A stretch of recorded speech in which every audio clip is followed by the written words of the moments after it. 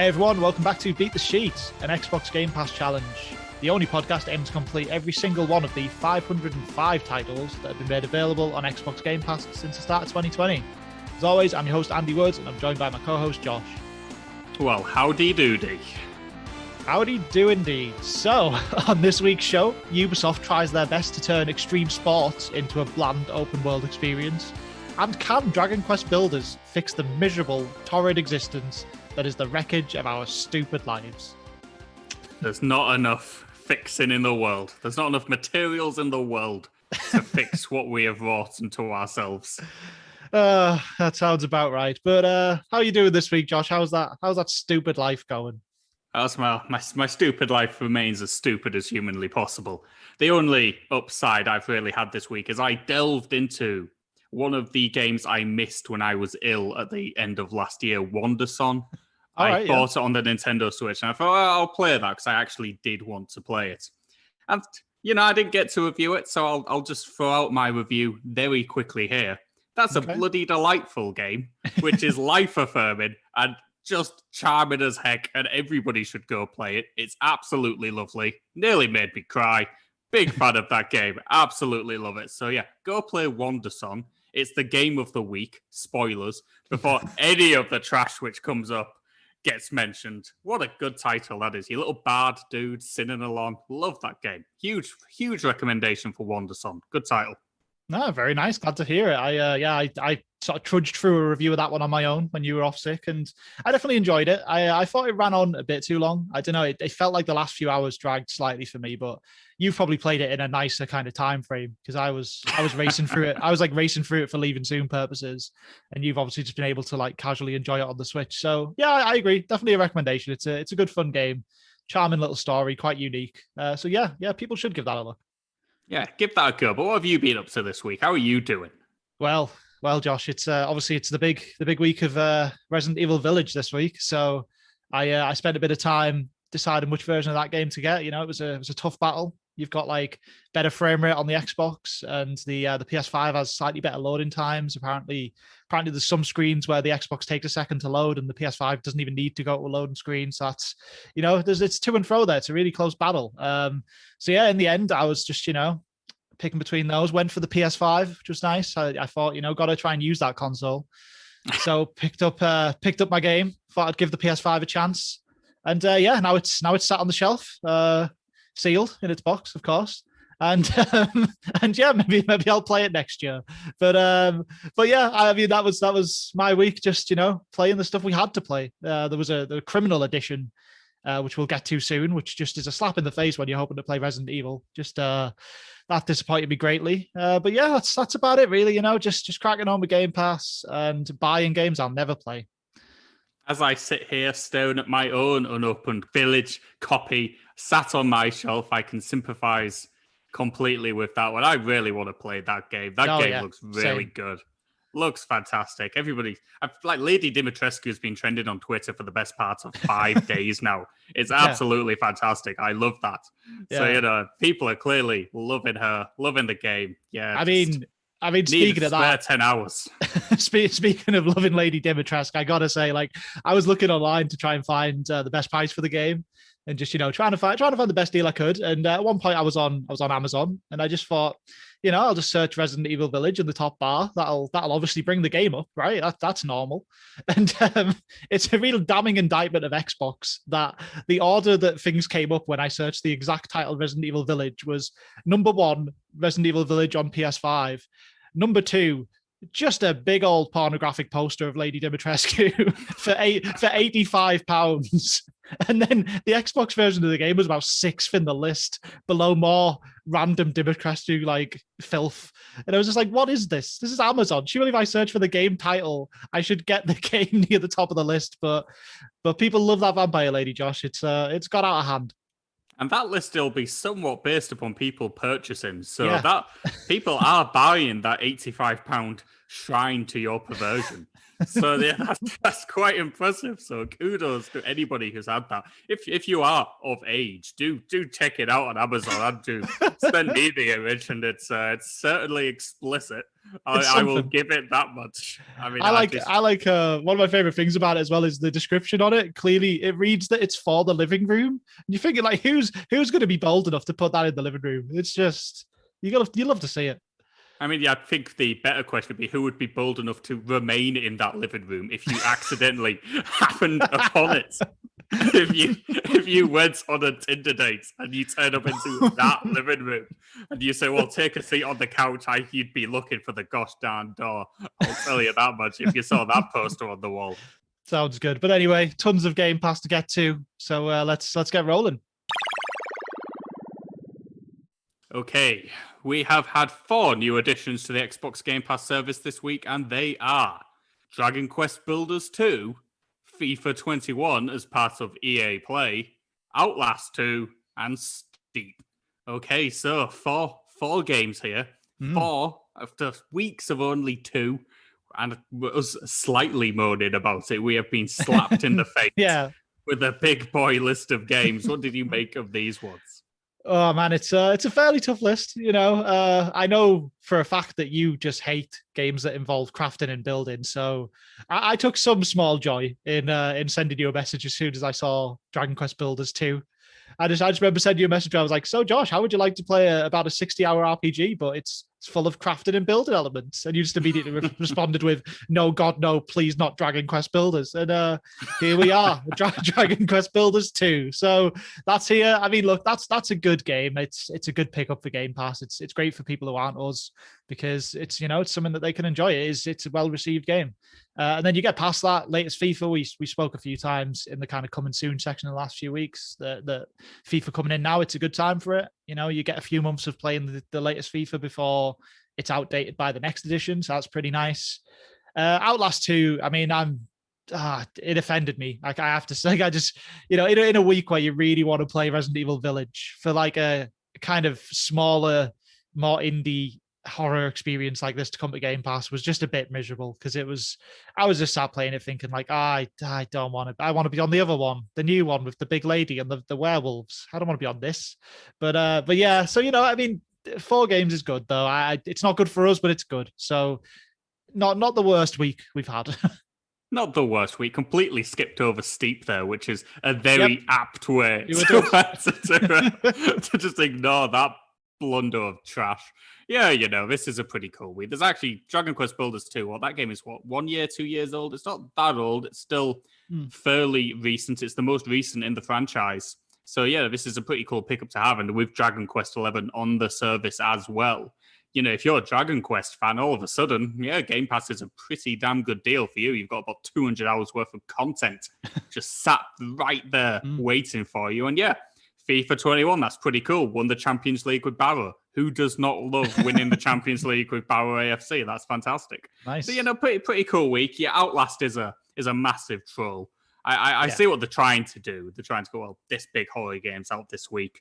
Let's give them something else. But rather you didn't. Really.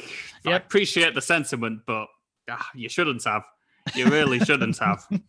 But let's move on to some impressions of these games. We've obviously not been able to finish Dragon Quest Builders 2 because it is a 50 to 60 hour JRPG as well as a giant crafting game as well. So there's a lot to cover there. But we've both played the opening stages of it. And despite you saying at the top that I hate crafting building games, and I do, I think this is as close as I've ever been to going, you know what? I could maybe get into this. This is quite fun. Yep, that sounds about right. Dragon Quest Builders is a cool series, man. It's because it's got a lot of crafting and building. You're going to go out, find different blocks, different materials, and then build those into stuff for your little village. That's all there. But this is also definitely a proper RPG. It's you are going out doing quests. You are kind of vaguely trying to save the world from something. It's all there, and also it has a really cool element of kind of almost city building in a way. It's almost like a city building sim. Sometimes you actually have to, you kind of get people that come to your village and stay there, and they want like bedrooms to live in. You make farms, and then they know to do the farming if you set up an area for them, and they kind of just run that for you and sort everything out. And it's just, yeah, it's got a lot more to it than your kind of, basic crafting building game. Because, I think the main issue a lot of people have with stuff like your Minecrafts is that, you kind of have to make the game for yourself, right? It's up to you to decide what the game is, what your goals are. And that can get a bit tiring. And for people like us who are so focused on beating 505 games on a stupid Google sheet, that's just not going to work, like setting our own goals. Whereas, you got Dragon Quest Builders here, and yeah, just a big 50-hour story with real goals and real targets to aim for. So I have a lot of positives for this one, man. I think it's good. If I wasn't doing this challenge, I'd probably stick with it and finish it. Yeah, I'd definitely put more hours into this game because I thoroughly enjoyed the few that I have played. I guess the big thing about this is, as you mentioned, Minecraft, you have to make your own fun. Dragon Quest Builders obviously has the big story, but it's covered in Dragon Quest elements as well. Or the enemies are here, or the music is here, the fun writing is here. There's so much Dragon Quest into this world that last week I joked that it was Minecraft with game design. But actually, I think I'm absolutely spot on. It kind of is just Minecraft with game design. And it's very, very enjoyable to play. If you enjoy the series, if you're familiar with all the foes and some of the musical scores and a lot of the jokes that run within the series, there's stuff to pick up on here. And it is well written. There's loads of text. There's loads of conversations you can have with funny, weird characters who are very quickly distinguished and drawn out, as you would always expect in a massive JRPG. There's just a lot to enjoy just on a simple level with Dragon Quest Builders as an RPG. But then when you throw in the building mechanics, it's all pretty intuitive. It's pretty simple to do. Collecting resources is easy enough, and you have a giant recipe book of things you can craft, and you can do it quickly. It's okay. I don't mind it too much. I didn't mind going around the world collecting things because it's just bathed in this gorgeous Dragon Quest kind of aesthetic where it does have the Minecraft kind of voxely sort of style, but it's still very much a JRPG at its heart. It's enough to distinguish it from that it felt like a fresh and vibrant world. And yeah, I enjoyed my opening time with this. I think this is a pretty cool game. Yeah, no, I totally agree, man. And yeah, you were saying about how the kind of building and stuff, it's pretty good and it doesn't feel particularly tedious and stuff. And I think they've just made some clever design decisions with that too. They do stuff that makes no sense in the real world, but it's fine for this game. Like, all buildings just need to be 2 blocks high and don't need a roof. It's like, it's just because why not? Because they don't want you wasting your time trying to clumsily attach a roof to a building. So you just make 2 walls and then it's a building and you're fine. And everyone knows it's a building. You can jump into it from above because nobody cares. It's just, why not? It's like just silly little things like that make the game more enjoyable and more fun without really having any negative effect. If you really want to put a roof on your buildings, you can. If you want to go for the kind of design aesthetic of it rather than just the functional gameplay stuff, you're more than welcome to do it. There's a notice board in the game full of kind of designs from people online, and that's full of stuff that looks obviously looks stunning, looks amazing. I ain't looking to do that. I'm my people ask me for a bedroom, I'm making them a square room with a bed on the floor, and I'm like, there's your bedroom, be happy. I'm not going for style points here. And I like that the game doesn't make me, it doesn't base anything on how elaborate and how over the top your designs are. It just, you make a field and the farmers will use it. You make a room with a bed, they'll go to sleep there and be happy about it. It's just so nice and easy and simple. And I just think it's great. And you were saying as well about the kind of how it has a lot of Dragon Quest in it and the writing in the series. And I mean, I guess a shout out to the localization, because that must be a hell of a job localizing the series. But they just do some fantastic work, man. I don't know. I just think that like so many different characters in these Dragon Quest games, they capture so many different kind of styles of like characters and dialogue. And like, some people sound like they're like British, some have like random American slang. There's a bunch of random like Cockney type people in them. Like, it's just a mess of different like characters and personalities. And I don't know, like I assume that the localization team are the one that are really kind of doing the hard work in putting those personalities into the game. And it's just good fun. And it even extends to the monsters as well. All the monsters have a fantastic way of speaking. Skeletons talk differently to little rat men. And it's just really cool. Like there's a lot of text to get through, and I'm not going to sit here and tell you I'm reading every line, but when I do stop to read some, I'm enjoying it. I'm having a nice time.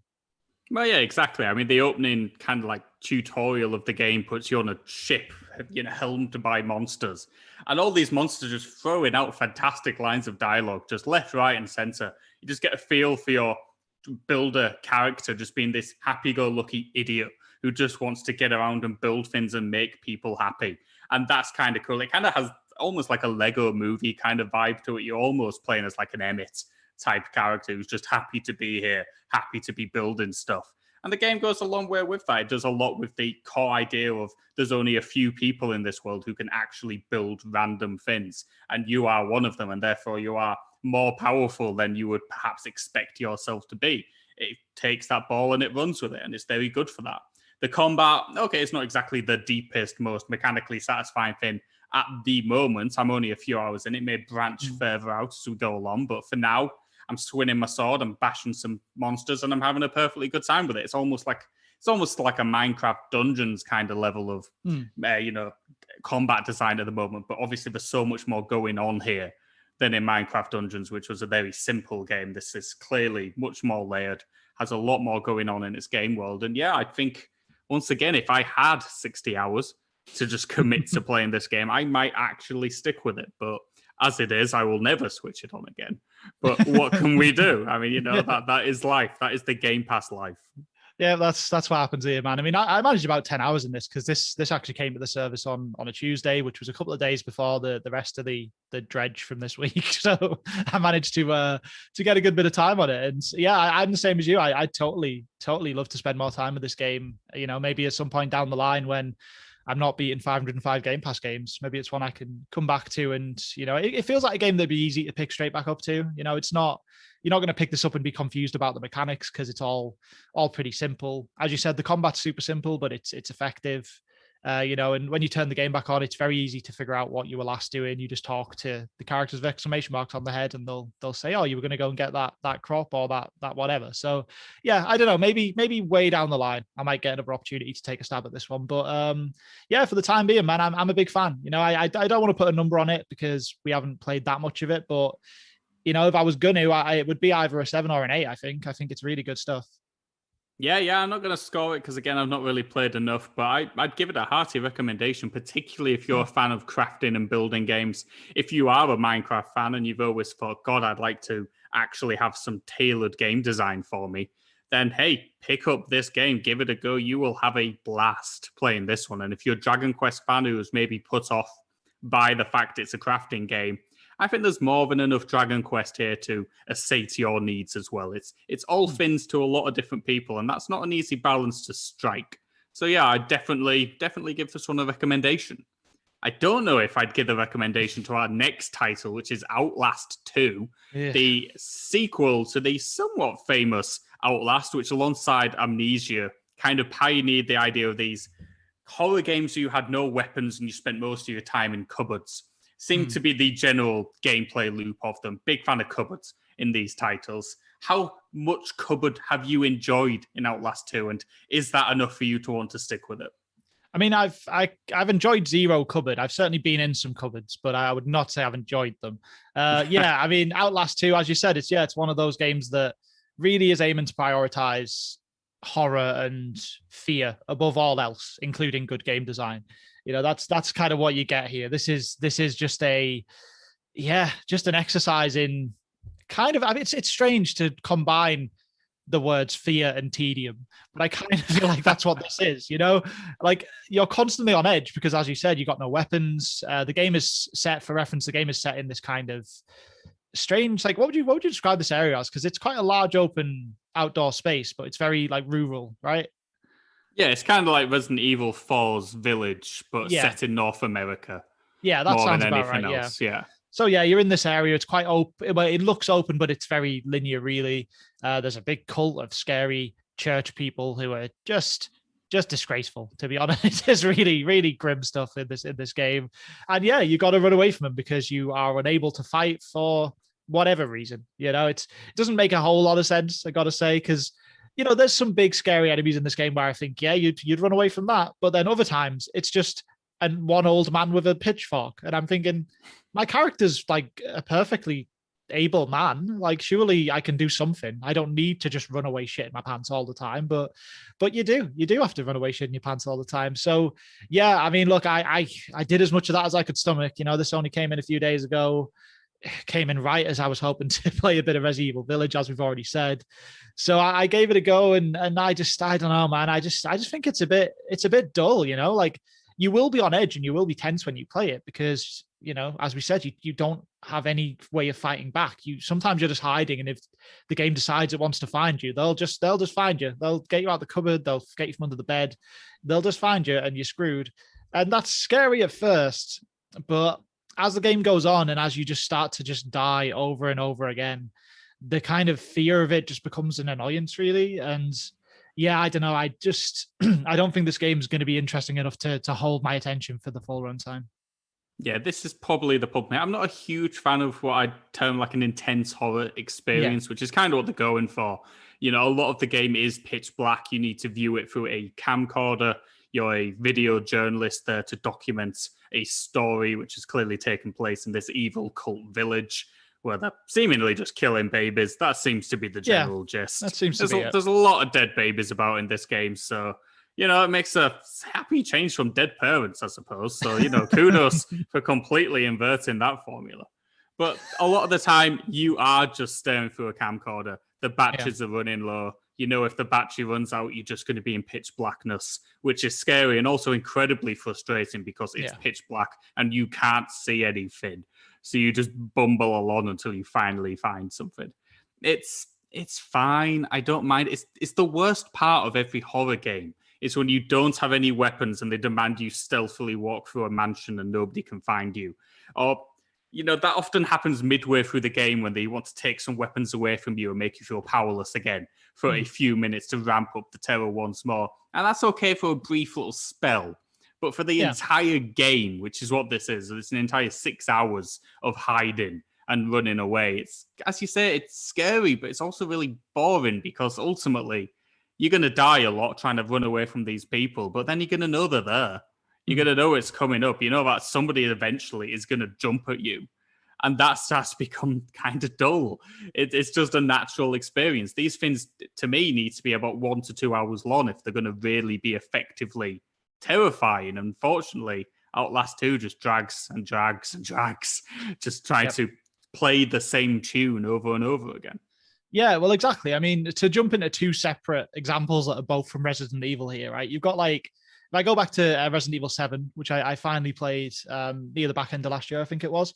And the first sort of 3 or 4 hours of that game are real scary. You don't have a lot of stuff. I forget I don't think you get a weapon for the first bit, and then you eventually get a weapon, but it's nothing against what you're coming up against. You got people stalking you in this kind of little mansiony house area, and it's real scary. But the thing is, it does eventually give you weapons, and also that section, that kind of level of tension only lasts for maybe about 3 or 4 hours.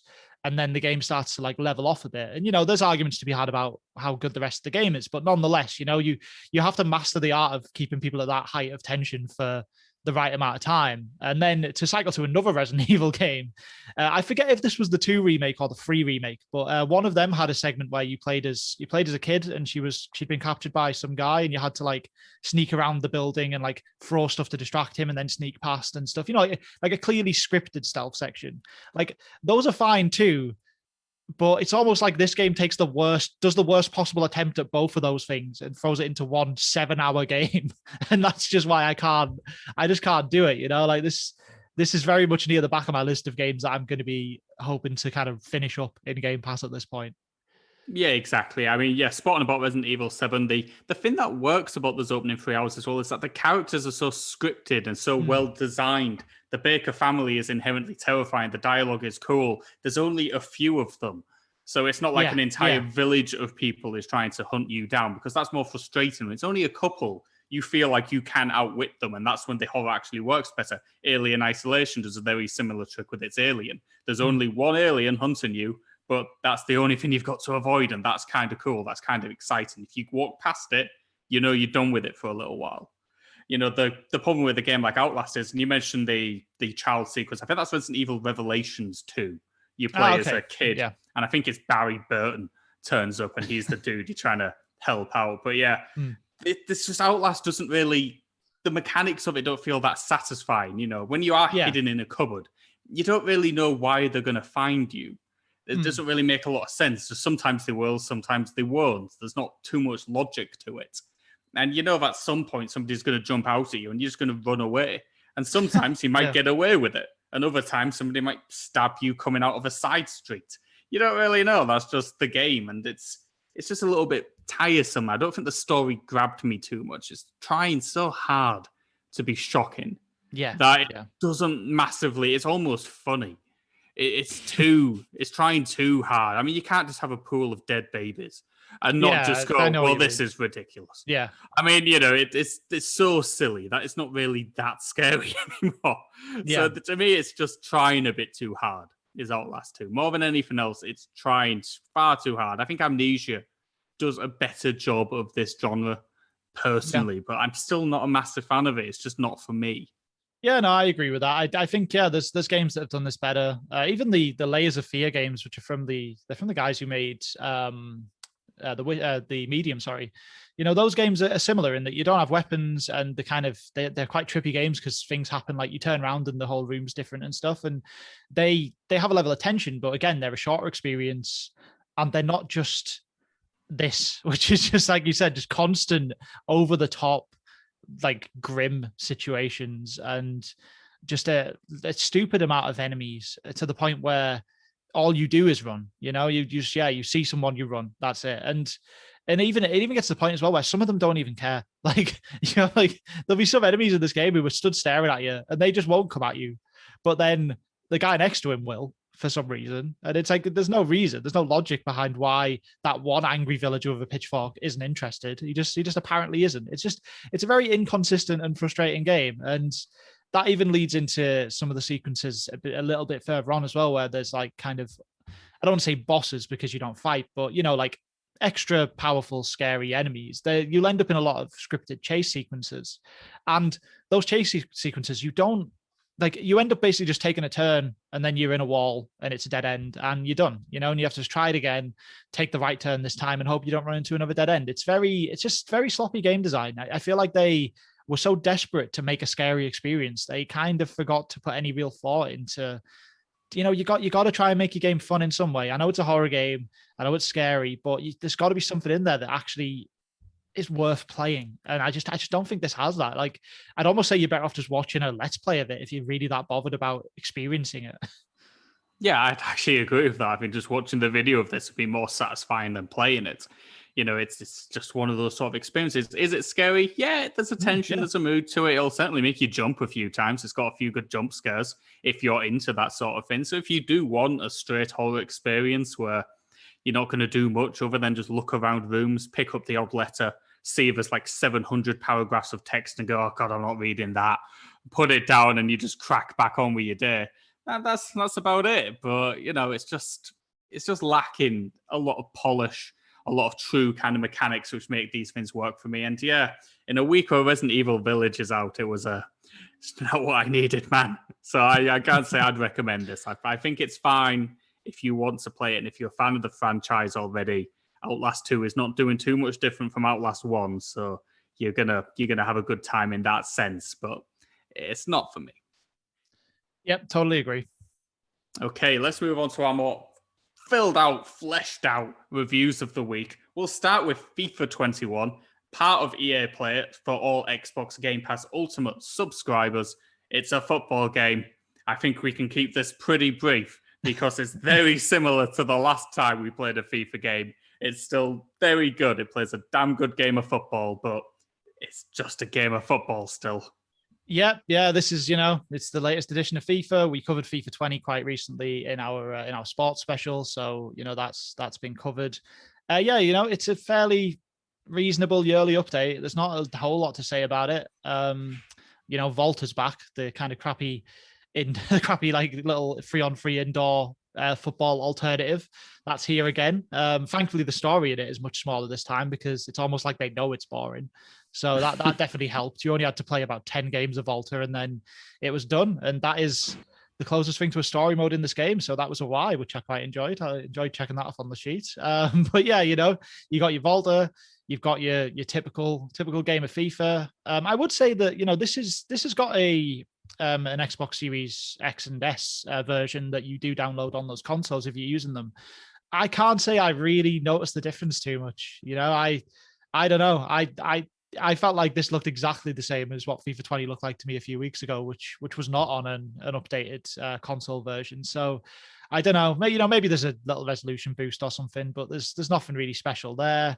Gameplay wise, I don't know. I played about 10 real matches and it felt the same as always to me. They've chosen a new default camera that's weird. I don't really like that anymore, but you can change it to whatever you want, so it's fine. And that's kind of it. It's more FIFA. It's good that you got the latest FIFA. This is the up to date teams as of right now. Yeah, if you're playing it already, great. If you're not bothered about football, this ain't going to change your mind. That's pretty much it, isn't it? Really, Volta slightly better than last year. I mean, the teams at least don't have the same person on it all the time. So yeah, that's true. Kudos to them for that. They let me name them the Saucy Squirrels, which amused me to no end, if nothing else. And yeah, the actual game of FIFA, they added one new gameplay mechanic, which is now you can run with a player, click the sticks, pass to an AI teammate who will then, you can continue the run with the player you were playing as. So you can, get in position to take an easy slide tackle through or whatever. I mean, you could do that in FIFA anyway. Like the AI was always pretty good. So it kind of did that for you anyway. So I don't really know why you need direct control over it, but you've got it if you want it. I imagine elite players and pro players will just be dicking on me even more now online as they just make pinpoint perfect runs to the position they need to be. But hey, if you're good at the game, good at the game. It's just FIFA, man. The presentation's really good as ever. They've got everything there. The Champions League looks fantastic. The Europa League is just satisfyingly disappointing because it's the Europa League and nobody really wants to be in it. It's just everything's there. The player models are fantastic as ever. A lot of the players look almost identical to their real life counterparts. That drops down significantly the further down the leagues you go. Yep. By the time you get to my team of Hull City, you're starting to look, God, what have they done to you? It's like they look nothing like the dude. But, do I expect the devs at FIFA to be spending hours upon hours making Hull City's first team look immaculate? Probably not. I'm kind of going to hold my hands up and say that's fine. I'm not going to get too mad about that. It's got Ultimate Team. It's got a career mode. It's got everything you want from a FIFA game. I mean, if you want to play FIFA, here's more FIFA. 8 out of 10. It's fine. Yeah, that's fair. I mean, I gave this a 7 because I gave the last one a 7. It's basically the same. So there you go. More FIFA. Always a good thing, I guess. We'll see if maybe FIFA 22 brings a bit more new stuff in to go with the new consoles, but this one's just a safe sequel. Okay, let's move on to our final game of the week, and it's Ubisoft's open world snowboarding game. Technically just any winter sports game, because you can do all sorts of crap. Yep. How did you feel about Ubisoft making the arcade high-scoring extreme racing game into a giant open world? Yeah, I mean, it's just so Ubisoft, isn't it, man? I just found it ridiculous. Like you turn this on and the first thing you do pretty much is, you stood on a mountain and then the game says to you, if you get your binoculars out, there's a viewpoint you can sync with over there. So you scan the viewpoint and then now you can teleport there. Like literally Assassin's Creed immediately. I found that pretty funny. And then it proceeds to, after you've done that, it proceeds to show you the fucking driest video about what the game is going to be that I've ever seen. Like, it's like, before you play, and then just brings this video up where it's like, well, the main goal is to do this mountain up here, but you'll have to be level 23 for that. So you're going to have to get there. But if you get to level 9, you'll unlock this level. And if you get to level 29, we'll give you a helicopter. And I was like, what is this? Like, I haven't even rode the snowboard yet. Like, why are you telling me to get to level 23 and do this stupid mountain? Like, it was man, between that and the viewpoint, I was not having the greatest intro to Steep. And then, look, right, you start playing the game. This is a pretty large open world game. There's a few different mountains, all of which have, tons of branching paths, tons of routes to go down them. And across those, there's heaps of challenges. You're looking at about 150 challenges in the base game. There's some DLC, but let's be honest, none of us are buying it. And you got that there. So there's a lot of stuff to do. And as you kind of alluded to there as well, Josh, obviously you can go between snowboarding, skiing. There's a wingsuit to kind of fly through the air. There's even a jetpack for God knows what reason. You've got all these different styles, all these different things you can do. The problem is that if you've done one level, maybe two levels at most with one particular thing. So let's say you've done two wingsuit levels, you've done them all. Like you've done them all. Nothing will change in the other ones. If you've done a snowboard level where you have to get points for tricks and one where you have to race down a hill, you've done them all. You know, it's just that's it. It's done. They're all really short as well. Like most of these missions only take like a minute, maybe 50 seconds, something like that, if you manage to actually succeed at them.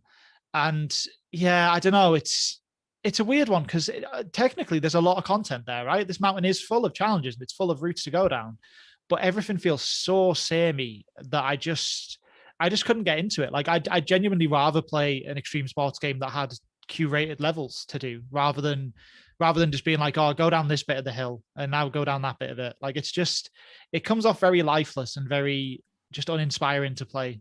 So yeah, I don't know. I'm not loving my time with Steep. It has to be said. It looks nice, but that's kind of about it for me, really. Yeah, I think the open world is trying to hide a lot of faults in this game in the sense that the mission design is very tedious on the whole. You are doing very similar races time after time. The decision to have you scout out viewpoints with your binoculars is utterly bizarre because it hides content behind these stupid viewpoints, which a lot of the time it'll go, you're not near enough to do that. And you'll just go, for fuck's sake. Then you have to trudge across the mountain. And if you've ever played a snowboarding game, you know that when you start going down, it's very hard to stop going down. So going sideways, which is essentially the direction you need to go almost all the time, is a misery. So you're going to have to then load into a different part of the mountain where you'll be magically close enough to scan it. And then what are you treated with? Just more of the same bastard missions you had anyway. Yep. There's no prize for it. You don't go, oh, this is a really cool cinematic mission, which you're going to have a fantastic time with. It's just more of the same kind of tedious races, tricks, general nonsense. And I mean, the game plays well enough. I'm never a huge fan of snowboarding games. I find, you know, any game where you can't, where if you go past a problem, if you go past a checkpoint or something, you can't turn around and go get it. You've just got to restart the whole stupid lap again. It's very annoying. You know, it's very frustrating. Weaving in and out of trees in this game is a nightmare. It's basically not doable. It doesn't you can't do it.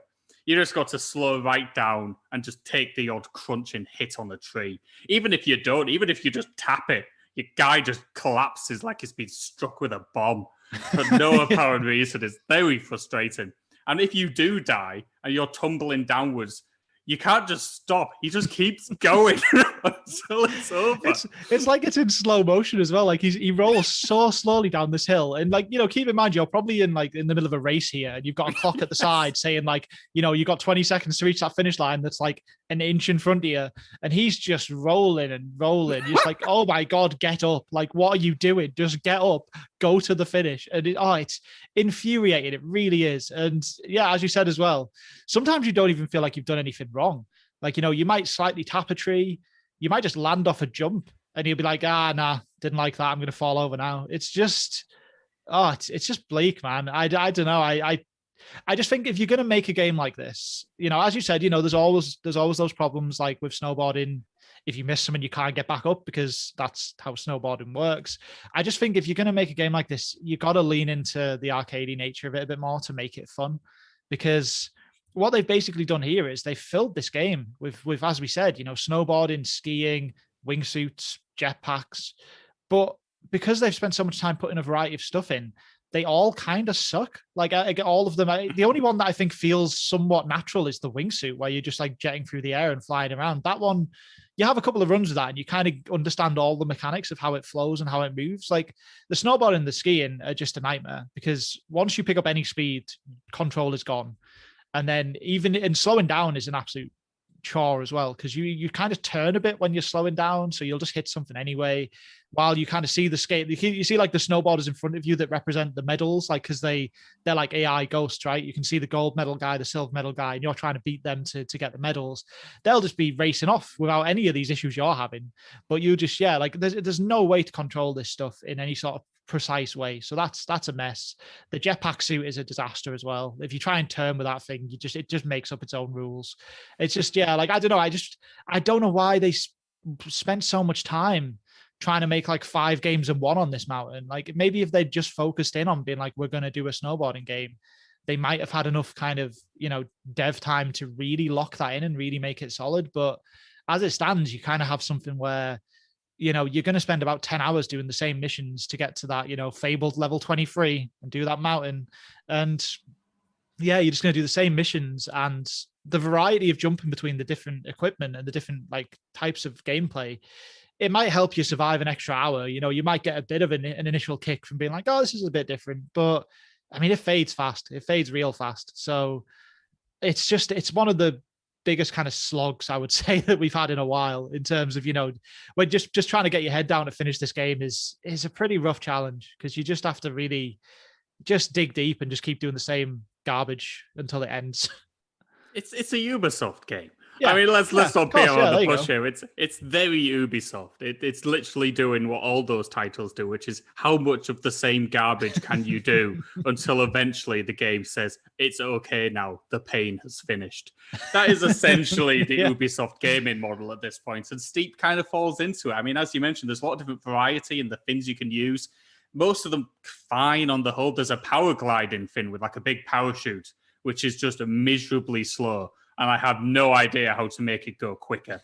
It just doesn't do anything. So I've just avoided them like the plague. They are dreadful, absolutely dreadful missions. Pulling tricks is easy enough, but the whole game is kind of like the damage you take is taken by how many Gs you've had against you, essentially. And with each trick you land, you might drop down lower and lower and lower. But this doesn't really make much sense, because the only way to stop that downward trend is to just stop, which is, once again, we're kind of into Descenders territory here, where they're trying to stop me having fun.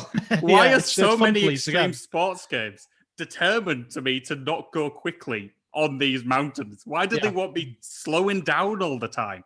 Lean into the fact you're an arcade snow sorted board game. That's the entire point, is that you're going to do crazy things you couldn't ever really do. I mean, some of the fins he's landing would kill any man. And yet, this dude just rolls down the hill endlessly for like 10 seconds. You get right to the precipice and you go, oh, please don't roll over that precipice. And then he goes again and you just go, oh, God. And then eventually he stops and he just gets up like nothing's happened. And you just carry on anyway. I mean, it's a game in desperate need of like a rewind button, which is what the SSX game, which I also hated, on from about 7 years ago had. So at least if you did miss something, you could just rewind back, do it again, and then continue on with your run. And that, to me, is better than just restarting the entire mission, particularly when some of these missions, and I'm sure you'll have played them, these story missions almost. That these mountain stories, as they call them. And these are just absolutely shit. I can't. They are so awful. I just, mate. So I don't get what they're doing, because it's like the game suddenly changes from being this dopey ass extreme sports game where like literally some missions are asking you to do the biggest crash you can, to all of a sudden acting like it's friggin' poetry. Like these mountains are telling you like about them as if the mountain itself is speaking. And all I can describe the mission as is you kind of just follow someone for about 25 minutes until it ends. That's it. It's all you do. It's absolutely unbearably miserable. Like I've reached a point now where those missions give the highest like experience, and I'm just trying to get to that level 23 so it'll end, and I'm having to just do those back to back. And honestly, it's just ending me, man. It's absolutely just ending me. I can't do it anymore. They're just absolutely appalling, aren't they? Because if you do lose track of the person you're following, you are fucked. Yeah. Because they keep a little marker on the screen, but if you're too far away from them, it goes haywire. You can't really pinpoint where they are on the mountain. And also, spoilers, you can't turn around because it's a snowboarding game. And the minute you take your stupid snowboard off, the game goes, well, looks like you wanted to cancel that. It's like, no, I just want to climb just a little bit to get back to where I was. I mean, it's just awful. For a bit of added fun as well, this is a fun one to experience for the first time, and it's a mistake I've still made about 10 times over. Is for some reason in Steep you can't pause. If you press start, you'll be back at the start of that run. So that's nice. Like I've had times of this thing where like I was doing one of those missions and I've been just riding around after this dick for like 10 minutes. And then like my girlfriend brought me a coffee over, and without even thinking, I just pressed pause, grabbed the coffee, put it down, unpaused it, and I was like, "You got to be fucking kidding me with this! I can't do it again." And I went off and just did other stuff for like 3 hours in the game because I was like, I can't. I need to just pretend I completed it for my own sanity. It's just like I get what they're doing. They want to pretend. Oh well, they want to give off the impression that this mountain is full of live active players right now, and you're all going around. And for that reason, they don't want you to be able to just pause because that kind of affects what everyone else would see. But yeah, that it's too big of an issue. Like I don't care that I can see some random guy going down the mountain over there. Like I'm not. I'd rather be able to pause my game if possible. To be honest, it's ridiculous. Oh, that's the thing, isn't it? It is a live service game where people are in and around, and it's a big hub of players. And shout out to the man who literally followed me for 5 minutes, going, "Yoo-hoo, do you want to join?" And I was like, "No." Leave me alone. And he just kept following to the point I had to teleport away to get away from this person going, yoo-hoo, every 5 seconds. Like, oh God, this is killing me, bro. I mean, it's just somewhat miserable. It's Ubisoft does snowboards. If that's the kind of explanation which excites you, why? But here it is. This is what you've got. Can you make an open world snowboarding game? No. I think is the answer. I think Steep kind of proves that there's not that much joy to be had here. I'm tracking towards a 5. I don't think it's a complete disaster. I just think it's really, really dull. Yeah, I agree with that. I think it's just incredibly boring. I don't really see a world where you'd have any fun teaming up, like grouping up with your friends in this game, because it's such an isolated solo experience anyway. You know what? What's the point in me getting like 3 of my friends online and we all start at the top of the mountain and then we all just go down different routes and bash off trees because the snowboards don't control right? Like who's having any fun? Like what's the end goal? I don't get it, whereas if you're playing a game that has actual curated levels and routes like any of the older SSX games, even if you go way back to the kind of SSX Tricky on the GameCube or something, it's at its core a racing game, so that has a reason for you to play with other people. This is just jump on a mountain and all just do your own crap on a mountain. I don't get it. I don't know. I feel like they were so determined to follow this live service like train that was kind of really getting big at the point when Steep came out a few years ago, that they just decided above all else this is going to be a live game, and then they just then the rest of it's just a Ubisoft game. So that's what you end up with. You end up with Ubisoft plus live service, and nobody wanted that. So yeah, I mean, Steep for me is, you're looking at best case scenario, it's a 5. We'll see how grumpy I feel when I get to level 23. Maybe it'll be a 4, but right now, I'm gonna have to say 5 out of 10. I think.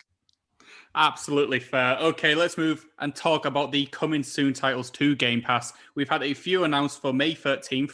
4 games are coming, technically 5, but we have Final Fantasy X and 10-2 HD Remaster. Thank you for that whilst we're trying to beat Final Fantasy 9. That's a real dick move. We've got Just Cause 4 Reloaded. We did play Just Cause 4 before we started this show because it was on the sheet. And we absolutely do not accept that Reloaded is a different game. So that's been played. Thank Christ for that.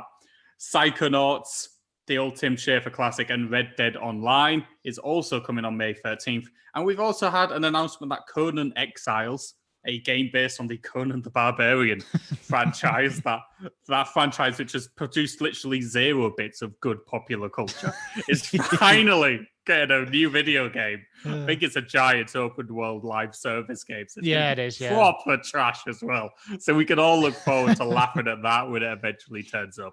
But what do you make of these 5 games that we know are on their way? There's some good games here, but there's also some proper trash.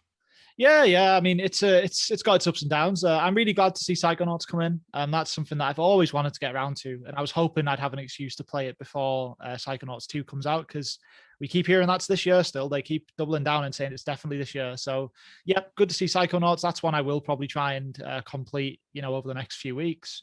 Final Fantasy 10 and 10-2, heard a lot of great things, but I mean, there's just no chance we're going to get some good time on those right now. I mean, this is an appalling time to throw those at us. Like we're trying to beat 40 hours of FF9. We've just had to spend some time on Dragon Quest Builders 2, like absolute RPG overload. So that's a bit of a shame. Not the best timing for that one. Just Cause 4 Reloaded can absolutely just get in the bin. No interest in pretending that's a new game. I mean, nah. Just Cause 4 going through it once was painful enough. Like if anything, I might just take this as an opportunity to also put this on the sheet, but put a Y on it. So it's like a free game. We get progress for nothing, which would be quite nice. And then Red Dead Online, I mean, that's cool, I guess, but it's also a bit of a weird one because Red Dead Redemption 2 was in Game Pass last year and it left after only 3 months, which was a bit of a travesty. So this is, just the cut out online portion of that, which, I mean, we won't be playing it. I can tell you that now.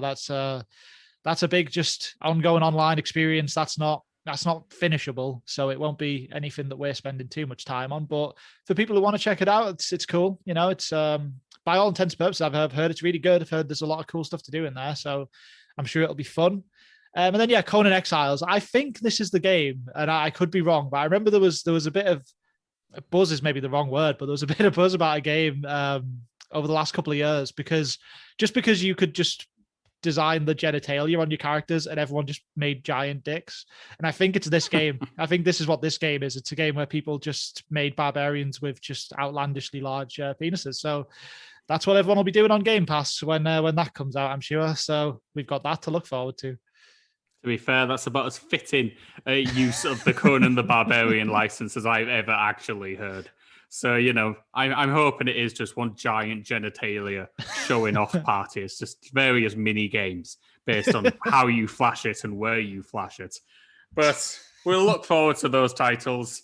Oh, not particularly, but we'll look forward to them in spirit, if nothing else. Yeah. Psychonauts. Looking You gotta hang on for something in this miserable life. And Psychonauts might be a good time. So Let's live in hope. Okay, let's move on to our leaving soon titles. Now we have 3 games leaving on the 15th of May. You may be thinking, but Josh, you said there were 4 last week. Well, that's because Microsoft turned me into a dirty liar because DayZ has now been removed from the leaving soon titles. It is staying in Game Pass for the foreseeable. So great news for us because I don't need to play it. Absolutely thrilled with that. If Game Pass could do more of this, announcing leaving soon and then just keeping them anyway, I'd be really pretty on board with that. So if you want to play your zombies, you can still play DayZ. So yeah, good for you. Okay. I mean, I honestly, I felt like I'd earned more time for my life because what happened is I loaded up DayZ on an evening to just grind a bit of time out on it and see what it was all about so we could cover it. And then I got to just the first menu, got my character stood there and it's like start game.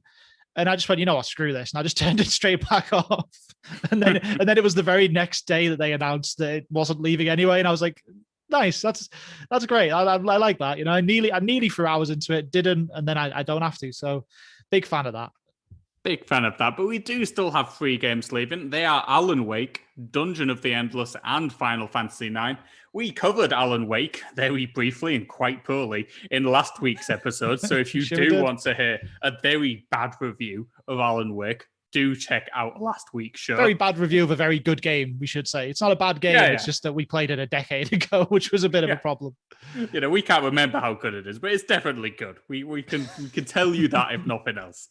We're going to talk about Dungeon of the Endless this week, and next week I will finally actually play some Final Fantasy IX because I've not got around to it yet. I was playing Wonderson, so I'm really letting the side down here. I'll finally put some hours into it next week, and it's only 40 hours, Josh. You got time.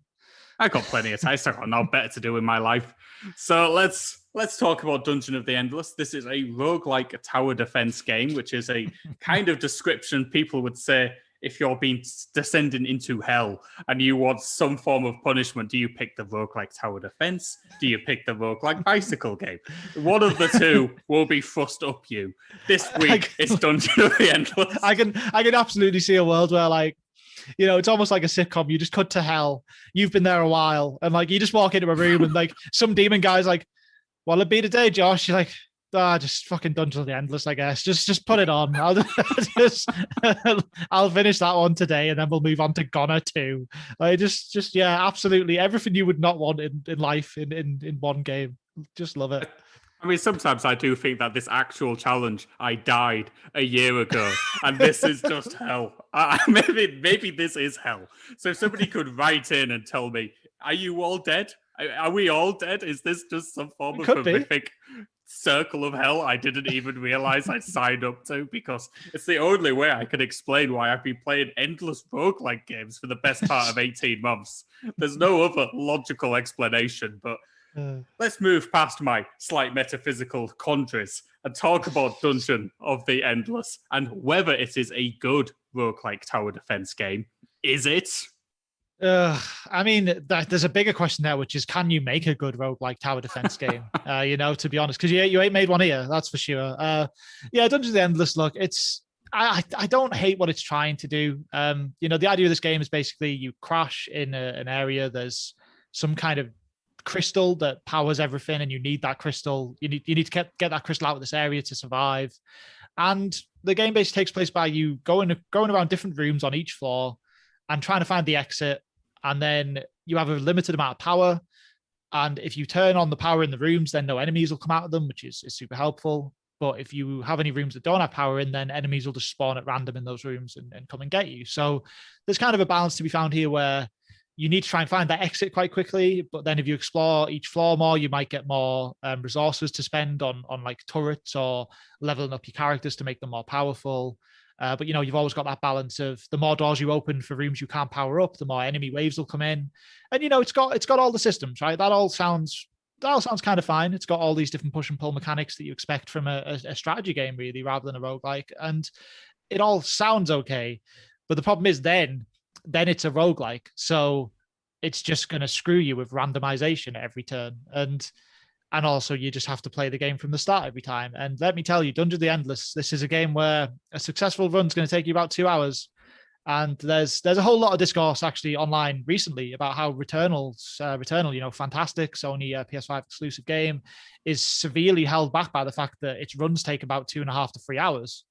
And yeah, Dungeon of the Endless, similar problem really. The runs are massive. You finish a run in this game, you don't want to do that again because it's long, it's arduous, and but you have to. So yeah, I don't think it works. I can almost see the bones of a half decent like tower defense game that's separated from the roguelike structure in here, but having the roguelike elements just completely kill it off. Yeah, that's pretty much it, to be fair. I mean, Dungeon of the Endless, the actual tower defense systems are pretty good. They're terribly explained. Like this game takes no effort to actually tell you how to play it. It gives you a tutorial. It might be the worst tutorial I've ever seen. So in this past few weeks, we've had the longest tutorial and now potentially the worst tutorial I've ever seen because it tells you nothing beyond what certain things mean. It doesn't give you any clues as to how to play the game effectively. You kind of have to learn that, which would be fine if you could restart levels and, pick up the game as you go along. If you make a mistake, you can try it again. It's a roguelike, so if you do make a mistake, you're playing everything all from the very beginning again, which is always one of life's great sodding measures, isn't it, really? Because learning in a roguelike is always the hardest part. But as you mentioned, they have to be short. They have to be tight, quick experiences. Going room to room, which is very slow in Dungeon of the Endless. Just navigating this world is a slog. And just generally just building up your turrets and your whatever powers you're going to use, it just takes time. And having to do it all the way back from level 1 all the way up to level 13 again is just soul-crushingly sad.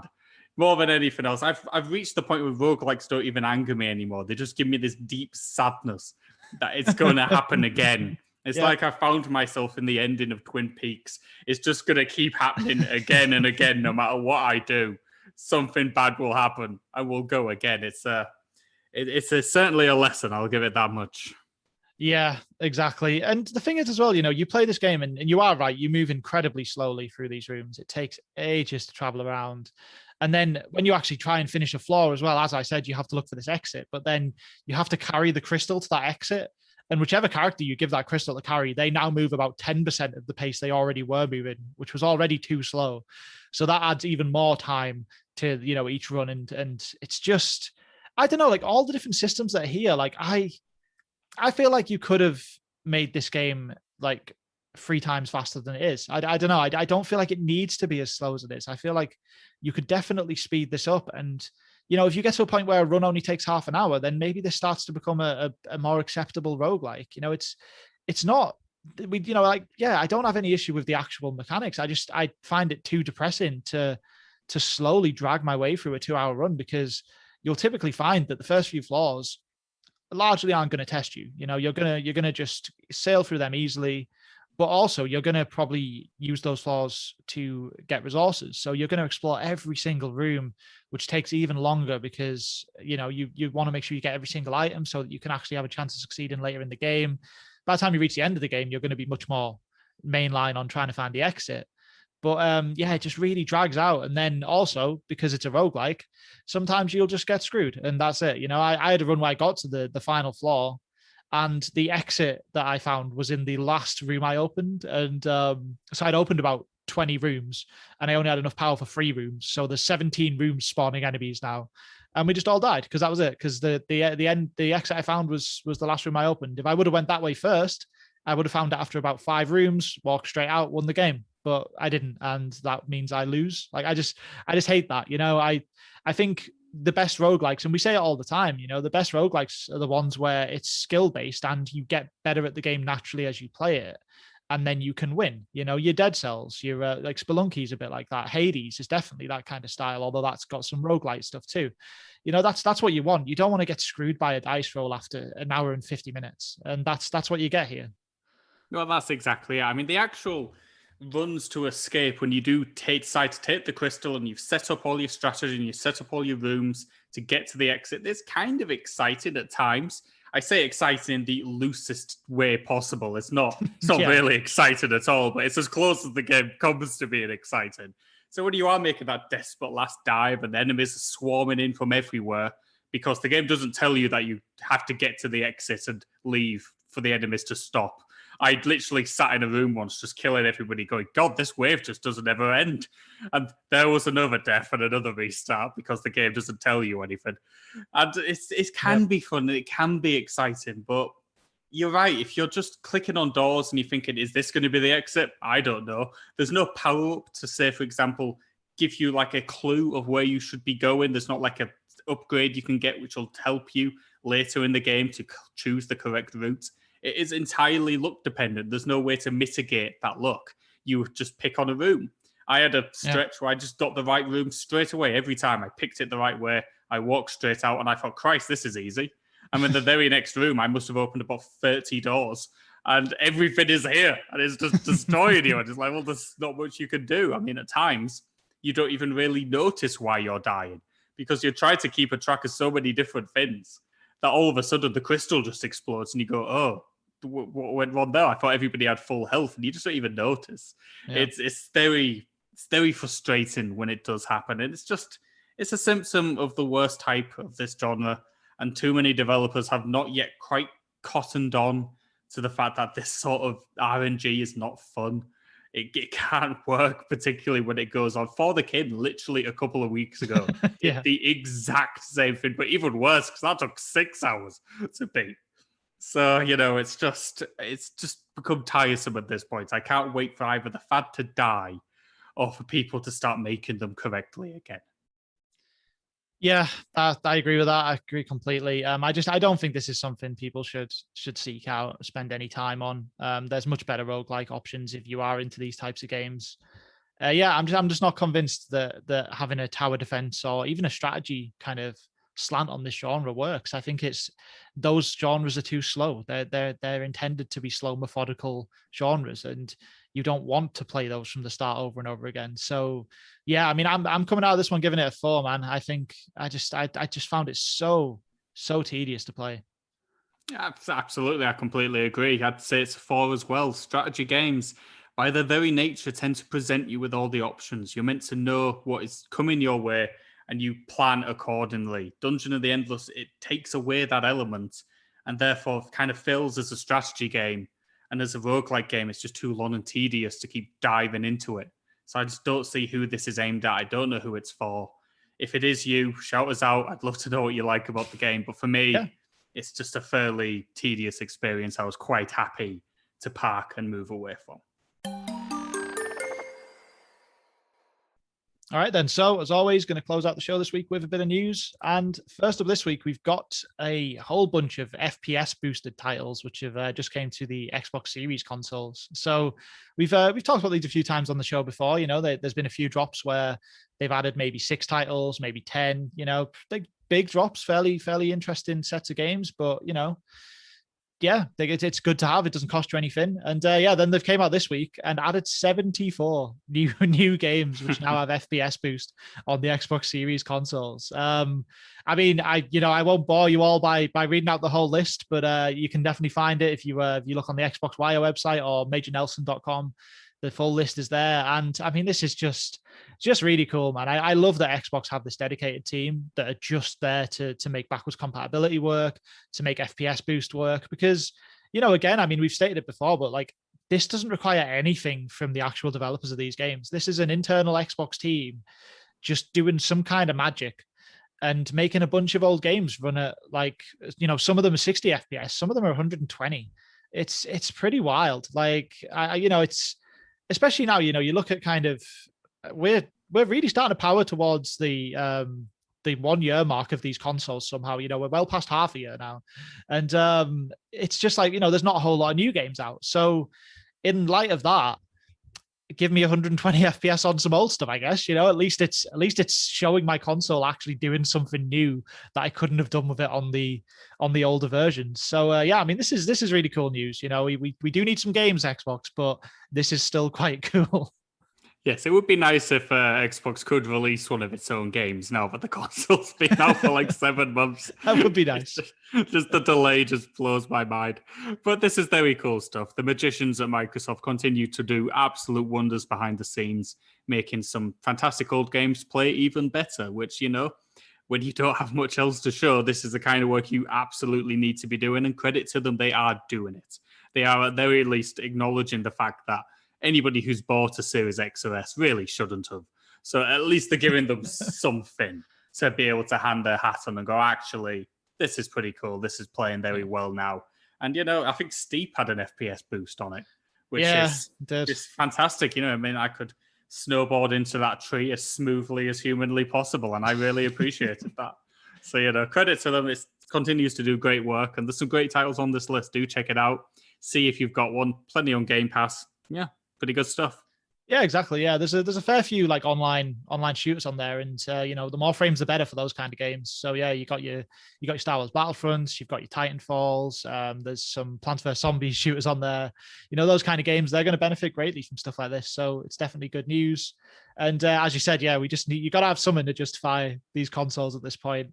I just try and tell myself that if we didn't have them, then because the loading times for everything would be a bit faster, we'd probably have about 3 or 4 less Ys by now. We've probably earned them just from loading times alone. So that's how I justify it. But yeah, some games soon would be quite nice, Xbox.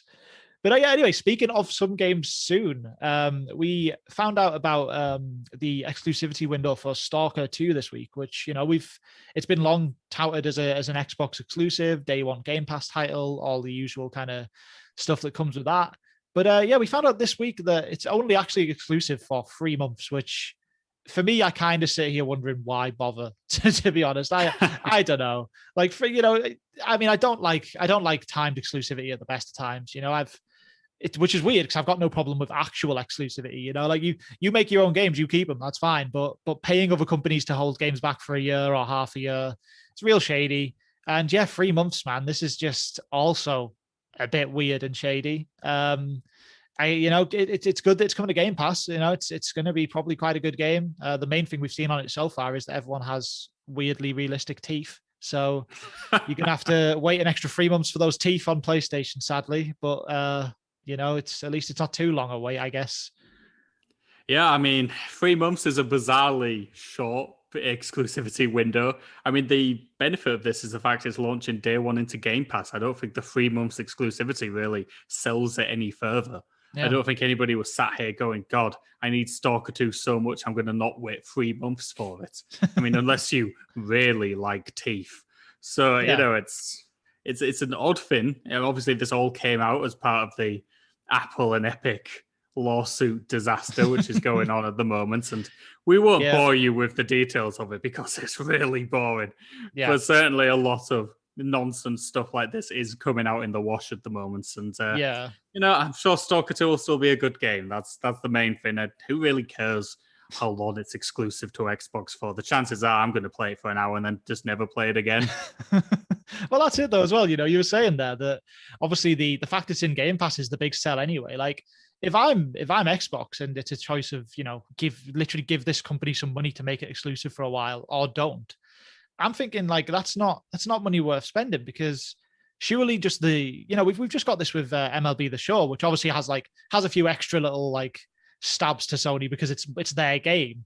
But you've got this situation where a big game comes out and you're like, oh look, it's free on Game if I've got Game Pass, or I have to pay like £70, £60 on the PlayStation. Like the visual of that alone already does so much work for Microsoft, I think. Like you don't need to be like, oh wow, I can play Stalker now instead of, slightly later in the year. I don't think that's the big selling point. Everything they do is around Game Pass now. So just have the Game Pass day one thing on it and call it a day. It's good enough. And yeah, I agree with you. Court case stuff. It's a whole mess. If anyone listening wants to find out a bunch of obscure, crappy information from different games development companies that they all wanted to keep secret for not really much reason, none of it's that interesting, then feel free to look it up, if you really must. But there's I don't know. I'm not that interested. I don't care that Microsoft have internal staff reviewing Last of Us 2. There's a million reviews anyway. Why would they need it? It's just weird. I tell you what, though, I'd like that job. I'd like to be the internal reviewer for Microsoft, because then you wouldn't have to play all the terrible Microsoft games for the past 7 years. Your literal job would be to play the good games for the competition. How fantastic is that? I mean, you just sat there going, God, I feel sorry for those guys testing, I don't know, new Super Lucky's Tale right now. Here I am just blasting through God of War. You love New Super Lucky's Tale, to be fair, but I don't know why I said New Super Lucky's Tale, because I love that game. I just couldn't think of another. I know. Recall. Maybe like Recall works. Yeah. Epic Mickey 2, I don't know. But yeah, no, you are right. That'd be a hell of a job. I do think it'd be quite interesting. And as you said, you just sit there and play Nintendo and Sony games all day and tell Xbox all the reasons why those games are better than what they have at the moment. Why not? That's cool. Okay, anyway, one final news story this week then. We've had a few more companies join the list for E3. So, we've got some people picking up the slack where Konami have left it. There's going to be no pachinko, but there'll be some stuff from Square Enix, from Bandai Namco, and from Sega this year. So that's all pretty cool. Big companies. Good to see the vast majority of the bigger studios at the show now. Is there anything in particular that sticks out to you, Josh, from these three? Is there anything you want to see? Well, Square, maybe the Final Fantasy VII Remake Part 2. It'd be nice to see when that's coming and what it's going to be. More of a look at Final Fantasy 16 would be nice as well, which got announced at State of Play. Bandai Namco, I'm sure everybody just wants to see Elden Ring.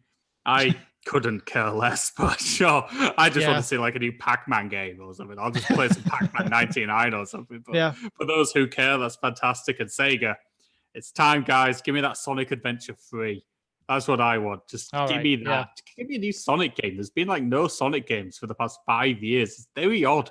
They used to just put out like 7 a year, and now they just suddenly feel very precious about their hog. And I don't really understand that. Just give me more hog. That's what I always ask for. The latest one was Forces, right? Which, I mean, it sucked because of course it did, but like that was a long time ago. And... That was 2017. That's 4 years since the last 3D, 2D Sonic game. That's mad. Yeah. I don't know what they're doing. We definitely need you. I'd be well on board for Sonic Adventure 3. That'd be great. Mean Bean Machine 2, maybe. Oh, God, yes. Mania 2. I'd take Mania 2 as well. That'd be lovely. But yeah, that'd be cool. Or, let's be honest, Sega can just go all out and make a new console. That'd keep me pretty happy. Dreamcast 2, yes. Dreamcast 2, that'd be lovely. I mean, hell, even make a Dreamcast Mini. Let's get another mini console out there. That'd be cool. I just bought a Dreamcast. I don't need them to do a mini. I just spent a sodding fortune on that. Let's not do that. I've got a Dreamcast upstairs, to be fair, but I'm not going to plug that in. I mean, I'm not going to plug in the Mini either. It's just going to sit in front of my TV and look kind of cute. But still, I'd take it. As for the other two companies, as you said, yeah, everyone's going to be saying Elden Ring with Bandai Namco. I don't think it's happening. I think the game's vaporware, so it's not even real. Better off all it's just another way for George R.R. Martin to troll a different fan base at this point. It's like, not only can you not get your crappy next book, you also now can't get that crappy next game. He's just trying to. Soon he's going to announce like an album, and that's just never going to come out. He's just gonna diversify his portfolio. So here's the George R.R. Martin cooking show. Here's the George R.R. Martin erotic novel. Every single thing is just gonna play in and just never release them. I'm very much looking forward to it. Yeah, big fan of that. I don't know, maybe it's harsh to say I don't get the hype because I know it's a FromSoft game, and FromSoft, I love FromSoft, I love the Dark Souls games. I need to get around to Bloodborne at some point. It's still a blind spot for me, but they make awesome stuff. So I understand being excited about it for just being a new FromSoft game, but I have literally no shits to give about George R.R. Martin being involved. They add nothing. Like FromSoft, you look at the games they make with Dark Souls and Bloodborne and Demon Souls, like they don't really need any help making an atmosphere and making kind of lore around their worlds. Like, I don't know why we need, what is George R. R. Martin going to bring to this? Just some dragons and some tits. Like, is that literally all it's going to be? I don't see what else he adds. It just feels pointless. But yeah, I don't know. Bandai Namco will probably just be there doing a whole bunch of anime games, which, fair enough. Cool. I like some anime. That's fine. And yeah, Square Enix, as you said, I definitely really would like to see Final Fantasy 16. I mean, 15 caught me off guard with how much I enjoyed it. I really, really liked 15. I thought it was just a really lovely little cool road trip game. I love the kind of style of it, the direction of it. So I know this one's looking a bit more kind of serious and I don't know, like medieval fantasy inspired perhaps, but yeah, well up for looking at what that's going to be.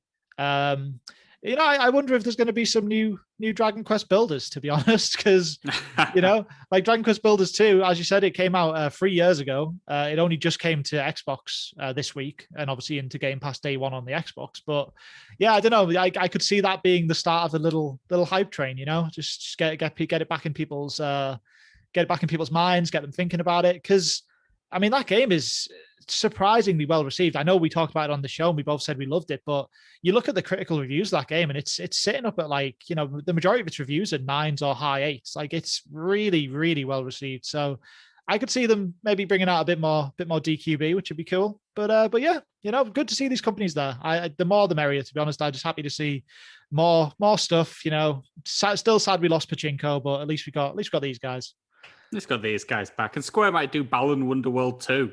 Yes, which please. Would obviously be the show stealing announcement. You know what? I don't even want a Dreamcast Mini. I don't want a Dreamcast Mini. I just want a Balan Mini. And it just plays Balan Wonderworld. it's just his stupid hat with his eyes, and you just play it, and it just puts Balan Wonderworld on, and you just have to play it for some reason because it's the only challenge I can think of that might be more miserable than this challenge of beating all of Game Pass is beating all of Balan Wonderworld. I've heard it's an atrocious completion if you want to do everything. So that's something for us down the line, maybe, but not today.